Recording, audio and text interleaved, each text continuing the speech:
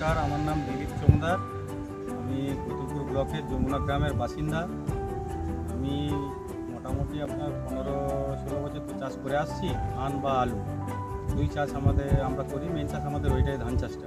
আমি একটা হোয়াটএভার মিটিংয়ে গেছিলাম, যে ওরা বললো যে আপনার বীজ শোধন করে লাগালে নাকি ধান ভালো হবে। তো আমি ওই লুমিভিয়া দিয়ে বড়ো সিজনেও শোধন করেছিলাম, তো তাতে আমি ভালো রেজাল্ট পেয়েছিলাম।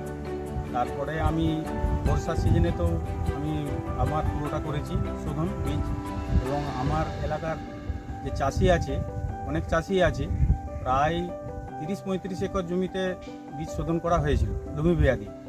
তাতে রেজাল্ট দেখা যাচ্ছে, বীজ তোলাতেও বীজ খুব সুন্দর ছিল, মাজরা একদমই লাগে না, এবং বীজের গ্রোথও ভালো ছিল। তারপরে জমিতে যখন মূল জমিতে চালানো হয়েছে, তখনও ধানের গ্রোথও ভালো, এবং 60-65-70 দিন পর্যন্ত প্রায় একদম মাজরা একদমই লাগে না, এবং ধানের গ্রোথ অনেক ভালো। অন্য বছরের যেসব আমরা যে পদ্ধতি করতাম তার থেকে অনেক ভালো, লুমিভিয়া দিয়ে আছে, তাতে অনেক ভালো হয়েছে। বা পাশাপাশি যারা চাষ করেছে তাদেরও একই রেজাল্ট, তারাও করেছে। আপনার ওই যে বললাম যে প্রায় 35 একরের মতো করেছে।